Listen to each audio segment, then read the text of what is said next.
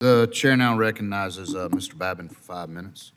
Thank you so much, Mr. Chairman. Good morning, everyone, and I just want to thank all of our illustrious witnesses for being here today.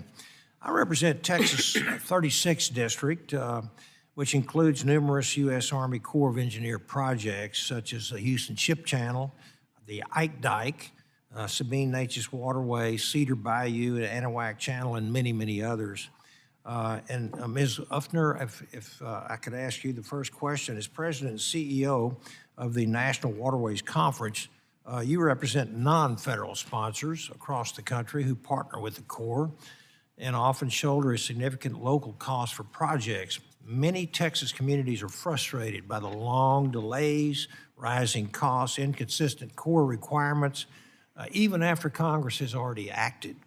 What specific reforms should Congress prioritize in WRDA 2026 to speed up project delivery, control cost growth, ensure non-federal sponsors, especially in states like Texas, are not bearing unnecessary burdens once a project is authorized? Thank you for your question. There are existing provisions in previous WRDA bills that address ability of non-federal sponsors to take on some responsibilities, like Section 203 for the studies, 204 for the construction, 1043. In reality, these on the ground have not been working as intended because of the number of requirements that are being put on non-federal sponsors by the Corps. Many districts, the challenge seems to be that there are maybe multiple cooks in the kitchen. And so if there's a way to give more authority or give non-federal sponsors the ability to take on more responsibility, because at the end of the day, we want to get these projects to the finish line and creating a win-win. Yes, ma'am. Real quick, if you don't mind, how important is it that WRDA 2026 focus not just on new authorizations, but on ensuring Corps fully and consistently implements reforms that Congress has already enacted? How important is that?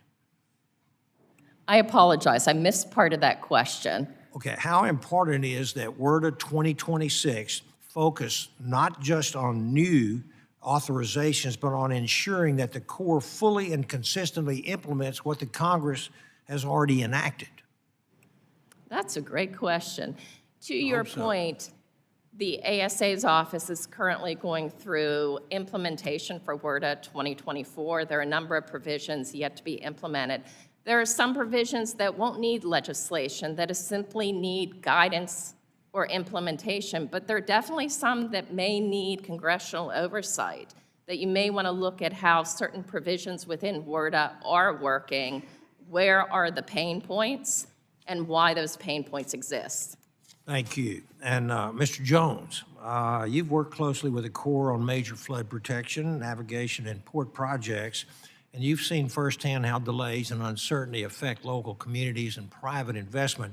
From an industry and delivery standpoint, what changes to WRDA policy or Army Corps practices would most improve certainty, accelerate timelines, and reduce the risk of cost escalation for critical infrastructure projects? Yeah, well, thank you, Congressman, for that question. As you were alluding to, and Julie was as well, the study requirements, Congressman, are oftentimes too rigid. The study requirements can be protracted over many years, in some cases decades. So working as best we can to reduce that timeline and to reduce the study period and ultimately get these projects into implementation is critical. Again, working with the Corps of Engineers to understand which agency is best suited to lead the project. In all instances, perhaps it's not the Corps of Engineers, perhaps it is a non-federal sponsor. And giving those and ensuring that those agencies and non-federal participants have the tools and the resources and the latitude by which to ultimately achieve the project goal. Quite simply, not to overthink the project and to overstudy the project, but to understand what is the intent of the project, what are we trying to do to best serve our communities, and ultimately find the quickest solution. Sometimes it may involve the private sector, either through private funding, through an innovative financing mechanism, or just alternative delivery applications. And again, just simply Congressman thinking outside the box and ultimately trying to achieve what the project is ultimately trying to achieve. Thank you, Mr. Jones. I have a couple more questions, but I'll have to submit those. And thank you, other witnesses as well.